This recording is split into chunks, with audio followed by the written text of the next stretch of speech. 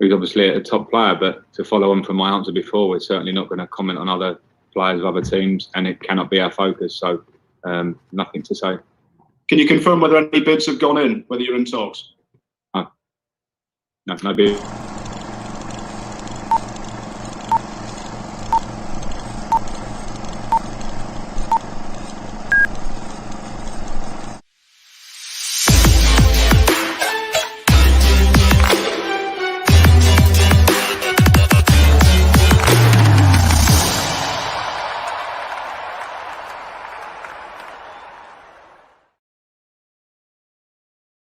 Hello. Welcome back to the Football Terrace. Kai Havertz to Chelsea, in my opinion, is as close as it can be before something is agreed. The little cheeky smirk, a little cheeky little smile there from Frank Lampard, for me, told a million stories. Very professional man, as we know Frank is. Isn't going to talk about another club's player in public. No bids confirmed. The little smile at the end, though, tells you all the story you need to know. This is also coming at the same time as Liverpool being heavily linked today with a move for, what a player, Thiago of Bayern Munich, who supposedly doesn't want to sign a new deal with Bayern Munich and is looking at a move to the Premier League. Liverpool fans, what's your thoughts and feelings on that? Chelsea fans, I know the media is reporting that the deal for Kai Havertz is dead. The deal for Kai Havertz is over. Lampard has confirmed there's been no bids. But does anybody actually believe that? Does anybody actually believe that nothing is going on here? I don't. Do me a big favor, hit the like button, hit the share button, hit the retweet button over on Twitter. I want your views. I want your opinions. Get your super chats in. Big shout out to 3 new members that have signed up today to the Football Terrace as well. It says here, Fabrizio did say no official bid. Yeah, exactly.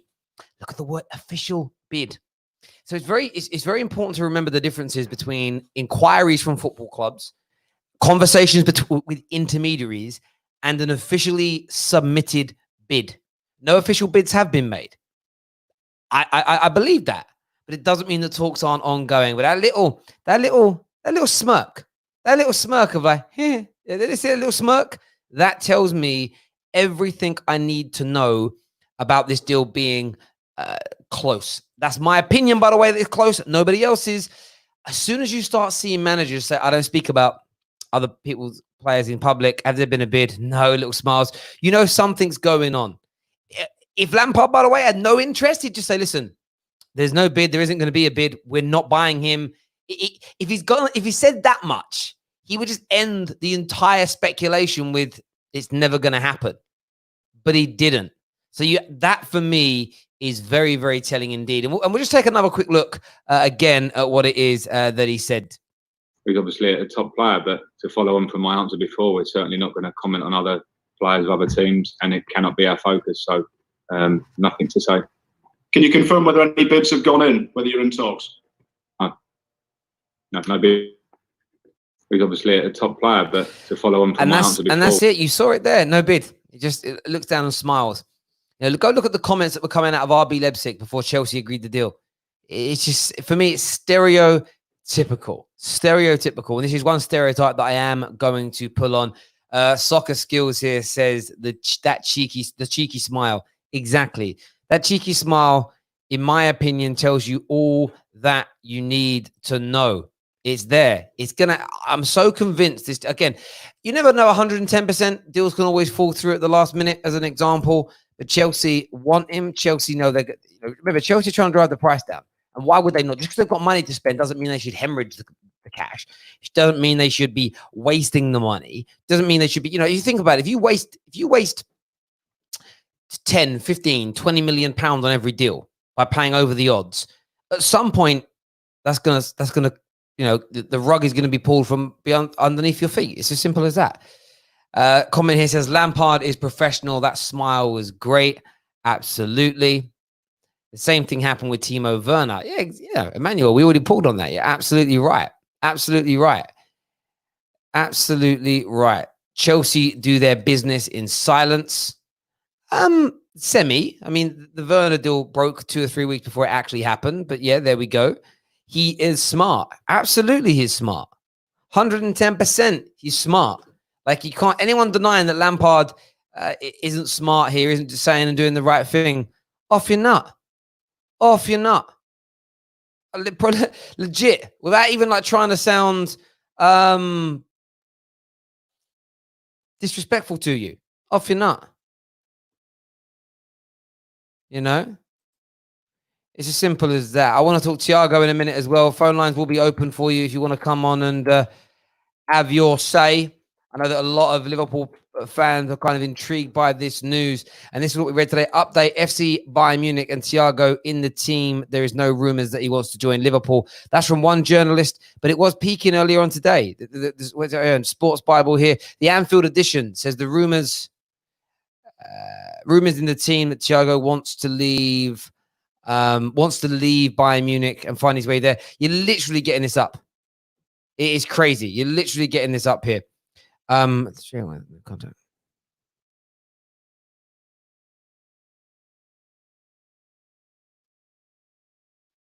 Oh, wow. So listen to this. This is the update here. So this is in Christian Falk, who says the contract of Thiago and Bayern was fixed. Everything was negotiated. But at the appointment of the bosses, Thiago hesitated to sign. He said he couldn't explain it to himself. In the club, they now believe that he wants to leave. That is very, very telling. And it shows that, you know, sometimes a particular manager can change your viewpoint. You know, maybe they weren't happy with what, you know, the way the club's operating. It's, oh, I ain't signing a new deal. I'm not sure about the future here. That's an interesting one as well. I'm going to ask this question now. Liverpool fans, what does it do to your team if you sign him? We've got a Liverpool fan that's going to come on now. We're going to get Rack on the line right about now. Rack, welcome back to welcome back to the Football Terrace. Thiago to Liverpool. What would you make of that? Yeah, that'll be an incredible signing for Liverpool. It'll give us something different in our midfield. We have a lot of engine people in our room, such as like Wijnaldum and Henderson. I think Wijnaldum has a bit of both, where he can be a little bit prolific and also be an engine at the same time. But Thiago is just a completely different player. I mean, he can control the midfield, and if it is true and he is really interested in going to Liverpool, and Liverpool have been in contact with him, and that there's been a deal, that deal might be agreed in terms of the financial situation and what's going on, then I think every single Premier League team should be scared right now, because he is truly a world-class player. Who gets dropped from your midfield? Because someone has to. Gini or Hendo, or even, could it be Fabinho? Because I think Thiago can hold a central area and orchestrate and play that kind of quarterback role amazingly. It doesn't matter. In your opinion, which of your three midfielders would you drop to accommodate this signing? Because he has to start. He has to start for sure. He has to start. If we're going to get him, he is undoubtedly one of the best midfielders in the world. I think he won't get past Fabinho. I think Fabinho, what he offers is he's a really gritty player. He's a destroyer. He likes to destroy everything that's going on in the opposition's attack. Honestly, I think it might be Wijnaldum that might be sacrificed. I think Henderson offers so much in terms of him being an engine, his leadership, and defensively, I think he's more sound than Wijnaldum. But I think Thiago can easily fill in the role where he'll be like the Pirlo of our team, who just control everything, just orchestrate everything. No, I get that completely, mate. Listen, Ram, thank you very much for coming on, bro. We'll chat to you a little bit. So what we're going to do tonight, just to let you know, we're doing watch along for Man United, fan cams after Man United, and then fan reaction after the Liverpool. We're not going to do a watch along for Liverpool because we can't do back to back. I'm sorry. I think I'll be out with be out and about then. So yeah. No worries. Well, yeah, if you're about, we'll be in reaction afterwards, mate. All right, mate. Take care of yourself, buddy. All right. See you later. All right. Take care. Next up, we've got Eddie Chelsea. Eddie Chelsea coming on the show here. Eddie, welcome to the show. What do you want to speak about? Cheers, Terry. Shouting out from Australia.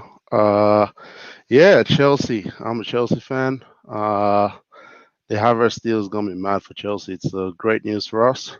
I think he's a good player, at least better than Mason Mount, who we got at the moment. But yeah, the attack's looking crazy next year. Just a few improvements in defense is necessary for us, I think.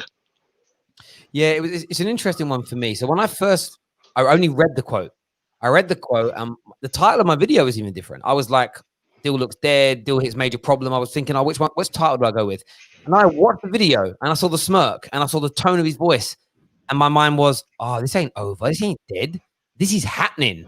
Now, all deals can be happening and then fall through because that's life for you. Now, that is just that's football. Yeah, that's football's life. I remember once my company, I wasn't involved in this deal. My company signed the biggest deal in their history. It was agreed on a Wednesday.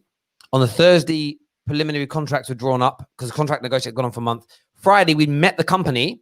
Everyone was out for big drinks. It was a huge celebration because it was going to triple the income of the business. By the following Tuesday, there was a phone call to say, sorry, we've changed our minds, right? It was a done deal. Somebody went out and spent a lot of money on champagne on a Friday night in London. And for whatever reason, someone had a change of heart or they wanted to do something different or the world had changed. Then, it's Bayern Leverkusen, maybe another player goes for big money and they say, actually, well, we don't need to sell him now. We'll play hardball. Who knows what will happen? Who knows what happens? But yes, I think Chelsea are going to get him and it's a major deal. I've asked a lot of Chelsea fans this, but we haven't spoke before. When you bring in Kai Havertz and then maybe a left back or another centre back, will you challenge Liverpool for the Premier League title next season? I mean, that's got to be the expectations, isn't it? Lampard's got all he wants. If he gets a left back and a centre back, we should push Liverpool, I'm pretty sure, or reduce the gap at least. Definitely can't be 20 points behind Liverpool if we have all those additions and spend all that money. So, yeah, we'll expect a challenge for the title. I agree, mate. Listen, Eddie, my man, take care, and thank you for coming on, bro. Thanks for having me, man. No worries. Take care of yourself. Next up, we're going to throw two people on. We're going to have Hello, Good Morning, and Joe, both on the stream together. We'll start with Joe. Which of the two stories you want to speak about, mate? Hi, Terry. How are you? I'm very good, Bros. What do you want to speak about, my man? I'm a Chelsea fan, so I think after we get Havertz, we should buy a left back or a centre back. We haven't done yet, bro. Yeah, a lot of Chelsea fans that contact the show say the exact same thing. So I can understand where you're coming from on that. Hello, good morning. That's your name on here. Which of the two stories are on your mind? Kai Havertz, because I'm also a Chelsea fan.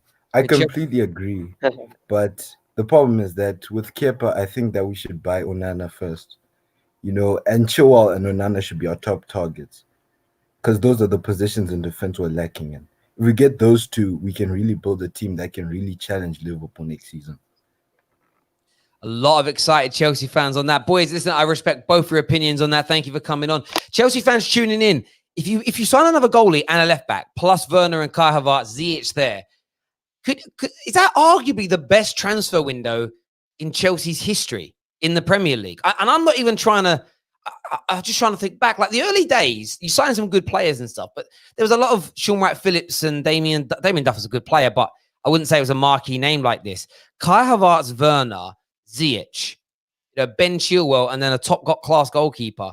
That, on paper, is absolutely amazing. Next up, we've got Prime. We've got David back on the show. Gentlemen, how are you both? I'm fine, thank you. I'm good. Good. I was going to ask you, Prime, where do you live? In London.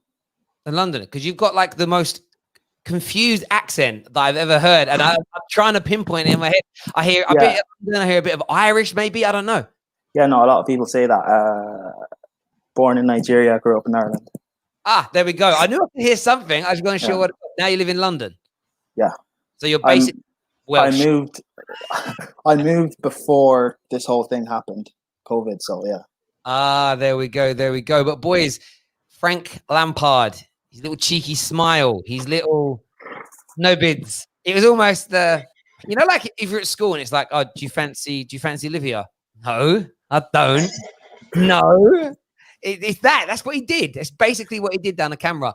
It's happening, isn't it? It's happening. Yeah. I was watching the Aston Villa game and the final, 10 minutes or so, we were giving away silly free kicks and stuff, and Villa were getting little chances. And I wasn't feeling comfortable with the game as like a Liverpool would or City would, with people having chances at them and knowing that they've got Van Dijk and Laporte to handle it. And I'm thinking that we do need a centre-back. It's good that we have Havertz coming in, but we do need a centre-back because that's always going to be a worry. I don't think you can always outscore teams. You're going to need like maybe a Koulibaly or an Upamecano to come in to be a leader and try and build around and sort things out, because that's going to be a bit of a worry next season. I hear that. And David, how about yourself? I mean, lots of people saying we need to look at this defense. Maybe get Havertz over the line, get it done. But yeah, I mean, would it be underwhelming, Summer, if you don't end up fixing the back line, or are you just gassed with what's coming anyway? It wouldn't be underwhelming. It just means that we couldn't sit there and be like, oh, we're going to be champions next year. It just changes our opinion of where our position will be. Because like we can have the best attack in the world, but if we still got Christensen and Rudiger and Zuma and all of them still find out who's the best centre back, we still got a problem. Yeah, of course. Yeah, no, I agree with that. You definitely need to fix those areas. There's no doubt at all. It's interesting, really, because Fabrizio Romano is somebody I trust. His tweet that I'm just reading here says that Lampard he quotes Lampard, and then says, as always said, it needs time and many clubs are interested. No one in advanced talks. I mean, we tend to trust Fabrizio because he gets a lot of things right. Do you think maybe they're not in advanced talks yet because maybe I still think there's a big disparity on the price. I think Chelsea is still looking at around the 70 mark, and I think Leverkusen are looking for the 90 million pound mark, which is a huge jump. I think that's playing a big part in this. Are you concerned? Is there any other teams that you think might come in for him? And if they did, would you be worried? What teams? Like if you read tomorrow that Barca or Liverpool or United, any team that Arsenal, if any team him, what club coming into him as well would scare you? Like Fabrizio Romano tweeted tomorrow saying Liverpool have entered talks. Which clubs have put the fear in you as Chelsea fans? Madrid and maybe Liverpool. I think those are the only places where it could somewhat make sense, but even Liverpool's a bit of a stretch. Liverpool wouldn't scare me because if they have the money to buy Havertz, then they should surely have the money to buy Werner. So maybe Real Madrid, Bayern Munich, because I think he would suit Bayern. But then again, Muller this season is having, I think, the best season statistically of his career. So I don't think it'd be the right time to replace him just yet. So I don't know. Yeah, we added Stroh to the stream. Stroh's a Liverpool fan. Of course, Thiago's been mentioned today. We always had Ram that came on earlier. He goes straight into the Liverpool team for me. He would be your best midfielder. How much would you want this deal to happen? Yeah, I want the deal to happen. It's just there's a part of me inside where it's like, is it just his agent trying to pump a price up with buying? That's the only thing that worries me, because from what I was reading this morning, it was they agreed a contract, they went back to the table to sign it, and then suddenly there's a change of heart, and then suddenly it's, oh, we actually want to move to Liverpool, or they're one of the two teams that are interested. So there's a part of me inside where it's like, as much as I'd love it to happen because he'd bring a different dynamic, he could control the pace of a game for us, he gives us a different dynamic in that midfield. There's a part of me where I'm just like, I just don't know if it's going to happen or not, just based on the fact that I don't know if his agent's playing games with Bayern or not. Yeah, no, I get that. And we've seen it before. Only 3 or 4 years ago when Ramos was like telling Real Madrid, I want to go to Man United. And there was, still to this day, if you listen to some of the journalists on that conversation, he was serious. If Real Madrid hadn't offered him what he wanted, he would have gone to Man United. And I think Thiago might be in that kind of space. But I suppose as well, he's 29 years of age. He's looking for that last final sort of push. What I would say, if I was talking to Thiago, I mean, he's won, was it 7 titles back to back. He's going to win again. I think if he goes on and wins if he wins another 3 Bundesligas, I don't really think it's going to change the world in terms of legacy. What he might do, he goes and joins Liverpool, though, wins a couple of titles there, maybe another Champions League there. You then start looking down his resume, and it's okay. Barcelona, 2 titles, 1 Copa del Rey, 1 Champions League, 1 Super Cup, 1 World Club Championship, 7 league titles in Germany, 3 of their versions of the FA Cup, 3 of their versions of the Super Cup, as an example. He also won the World Club Championship there because he joined the year that they were already champions. If he then goes to Liverpool and wins 2 titles, an FA Cup, a League Cup, and a Champions League, what a career. So there's an element of legacy where if I was his agent and he was seriously thinking of the move, Liverpool are actually going to pay you more of a salary than Bayern Munich, because the money here is, you've got to think, up until 2 years ago, in Germany, what's his name? Marco Reus was only earning 30 grand a week. Now, that's a lot to us, though. But in football terms, it's quite low. So it's an interesting one. Boys, you Chelsea fans are talking about catching Liverpool. If they bring in Thiago this summer, does that almost make it impossible? No, I don't think so. A bit. I don't expect to win the league next season, even if they don't bring in Thiago. I think City will win it at the end of the day. I don't expect to win the league next season, but I expect to bring the gap much closer. Maybe be in possibly a title race up until like March, April.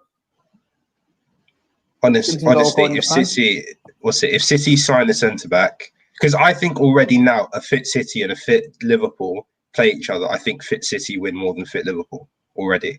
So if City add a centre back for depth, that's actually good enough, not like an Otamendi, then I'm convinced that City will win the league again. I think genuinely, I don't want to sound salty, but I think this has just been the perfect season for Liverpool, and that's where everything's gone for them. And Absolutely. What tends to happen is that when you get that really good season where everything goes for you, the next year it starts off not as well, and then you'll actually see how good the team is. If Liverpool have a bad start to next season, and then they come out as champions again, then I have to put my hands up and say, you know what, they're actually really, really good. But I personally think that sorry to cut you off. We've lost 2 Premier League games in the past 2 seasons. How's that not good? No, it's good. It's good because you've won a Premier League. You haven't won it yet, but I assume you're going to go and win the Premier League. I mean, if you don't, then I don't know what I'd do. Terry, if Liverpool don't win the Premier League this year, I will give grand to charity. No, if they don't win it this year, I'll give a whole grand to charity. That's how confident I am. I don't even know where a grand is. Hang on. You mean this season of they were 25 points clear, bro? You can £1 and you're safe, bro. I'll put my house on it. Yeah, it's a possibility that Liverpool might not win the league this season. A slim one, but maybe a possibility. Yeah. No. It's not happening. It's not happening. Hang on, stop. I'm joking. All right, I'm sorry. You told me. I'm joking. I thought I was in the twilight zone. I'm thinking. I just was like, boys, this ain't the start of the season. This is last year's. No, cool. But what I'm saying is that I feel like next season could be the season when every team who's like Liverpool, where you've had a really good run over the past 2 seasons, the third season is normally where you find out how quality the squad is. Yeah, so it's happened. If you don't add to that squad, and then you run and you get into a bad run of form, or a Van Dijk gets injured, or a Salah gets injured, then you're actually going to see how good this team is. And if you go on to win the league next year, I have to hold my hands up and say it's one of the greatest Premier League teams of all time. Cool. We've added 2 more people to the call here. Brian and Elite Opinions. Brian, mate, what's on your mind in relation to these 2 deals, bro? Yeah, I think they're both good. I think they're both really. I mean, that's obviously not the most kind of just out there opinion in the world. I mean, they're both really good players. Kai Havertz is spectacular. The Thiago one is a really interesting one. I wonder how much, and you were kind of alluding to it earlier, kind of if his agent is pushing for him to leave Bayern and to go to Liverpool. It seems as more of a move in favor of the player. I don't really know how helpful it would be it would be really helpful in the short term for Liverpool for sure. But then I guess in terms of trying to produce something more going forward, because at this point, Liverpool, when they go on to win the Premier League, they're going to need to start thinking legacy building. And I don't know if a signing like Thiago at 29 years of age would really benefit them and in that going forward, if that makes sense. Yeah, I think it kind of does. I look at the other way, Brian. I feel that he comes in at 29. The position he plays in isn't really about legs. He's a great reader. He's a passer. I think Thiago's got the minerals about him to go on to be 20, 34, 33, 34, 35 and still be at the highest level. He can do something that no other Liverpool midfielder can. And we know one thing we say about Klopp. He's tried hard to beef up his midfield. Just no one that he's really signed to play in midfield outside of Gini. Gini and Fabinho have done it. But they're more workhorse like. Fabinho's a good DM, but he went for Naby Keita. Obviously, the Ox came in. That creativity wasn't there. So maybe it's maybe it's now looking for a new avenue. Okay, maybe if we have I call him like a quarterback. What Paul Scholes did in the twilight of his career, he won't run around. He'll be in that kind of that pocket and he'll get the ball and he'll be feeding it out to Trent, Robertson, into the forwards, putting the ball into those half spaces. And I think it'll make Liverpool a really dangerous animal for the next 2 or 3 years. But there just will have to be a casualty, and we know that Lallana's going. But I just look at it and think someone in that Liverpool setup, if Thiago comes in, is in a bit of trouble. Elite opinions. Grace us all with what you're thinking about these 2 deals, please. I'm intrigued to know what you think. Yeah, you guys can hear me, right? Yeah. Look, I said it last week and I'll say it again. After the season, I don't see Liverpool winning another major trophy for the next 10 years. Nice. Explain that. No, wait a second. I've got a question to ask. Elite opinions, quickly. So, on Terry's show last week, am I right in saying that you turned around to, I think it was the 2 Chelsea fans that are on now, and basically said that you can see Liverpool and City dominating for the next decade? Did I say that?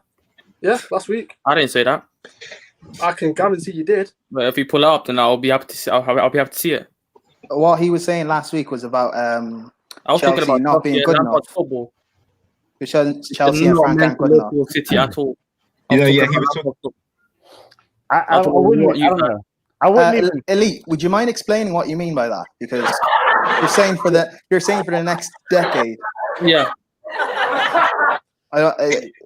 Explain what that means. Explain the team that's lost 2 games in the Premier League in 2 years and been to back-to-back Champions League finals. How can you fathom they're not going to win anything for 10 years? I'm being nice by saying 10 years. It could be longer than that. But look, with the Liverpool team, they've got a bunch of 28, 29-year-olds, a couple 30-plus-year-olds there who are literally their peak seasons were last year and this year. And then after that, I see them being regular top 4. I see them kind of what I say a Tottenham were last couple years ago, regularly finishing top 4, challenging for cups. I don't see them winning anything major. I think most of the stars they have now will finish their peak. They will dwindle down in the next few years. But if they're 28, 29 years old, will that not mean that they've got 2 years left of their peak? 2-3 years left of their peak? No. So that I mean at least they'll get maybe 1 more Premier League. I don't see them getting no Premier League. With the funds they have, and with the funds City have, with Chelsea coming up right now, with United coming up, with Tottenham coming up, I don't see them doing what they're doing this season. We Tottenham coming up.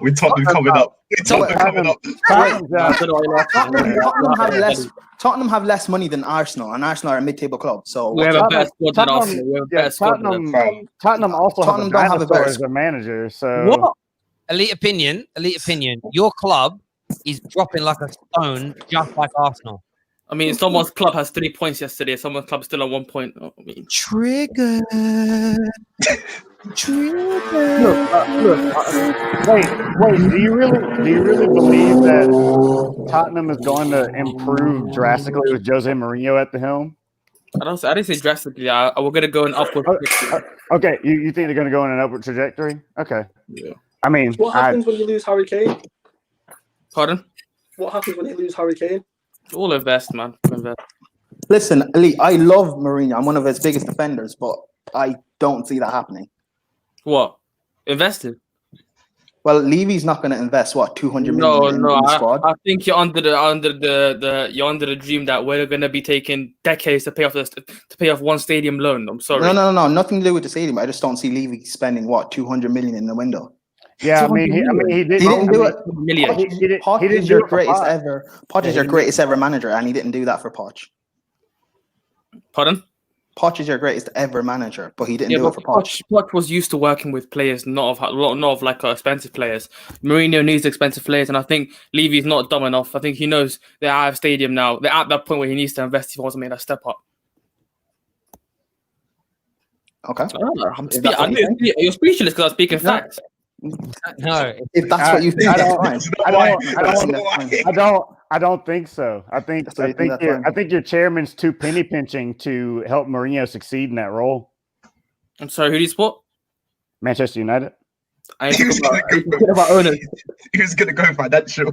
Elite, you can't speak about United. You can't speak about United. Yeah, especially when it comes to financial backing. No, they're the opposite though. I feel like if Levy had money, he would spend wisely. Yeah, you just said if. Yeah. Yeah, he still has to pay loans off. I'm saying we're not going to be paying loans off. Right? Honestly, mate. Honestly, if my auntie, if she had a pair of balls, she'd be my uncle, but she don't. Do you know what I mean?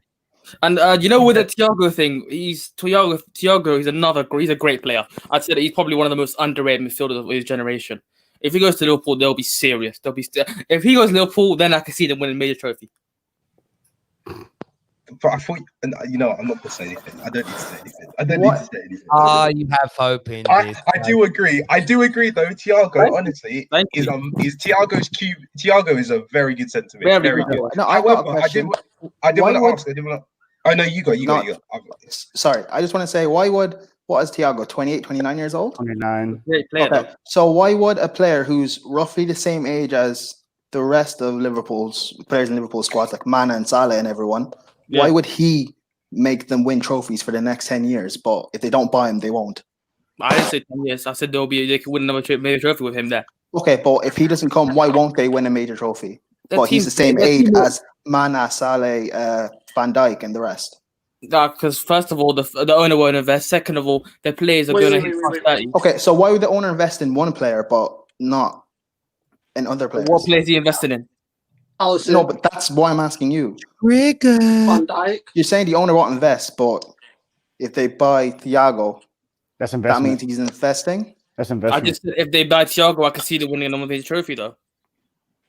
But if they don't buy him, they won't win another major trophy. Based on what? Based on what though? Elite opinions. What I'd say is this: elite opinions. I like you, man. You're a good guy. I think what you do with your opinions is what you say is your opinion is what you hope happens. Like No. That's a false start. I've always hoped that I'd get a knock on the door and I'd open it and there she would be standing, suitcase packed, with a glint in her eye, saying, "Terry, can I come live with you? I've left Mark right. Here she is, Michelle Keegan. She bowls in. I hope. But what I don't say is, do you know what I think is going to happen? It's not my opinion that that's going to happen. That could still happen, Terry. That could still happen. No, mate, not with my being, mate. That ain't happening at all. No, look. If Michelle Keegan turned up at my house asking to be with me, I'd have to say no because I'd be too. No, it wouldn't happen. But anyway, the point is, I think in the dream world, I want it to happen. Oh my God, I'm getting in trouble now. I'm joking. It's a joke. It's a joke, right?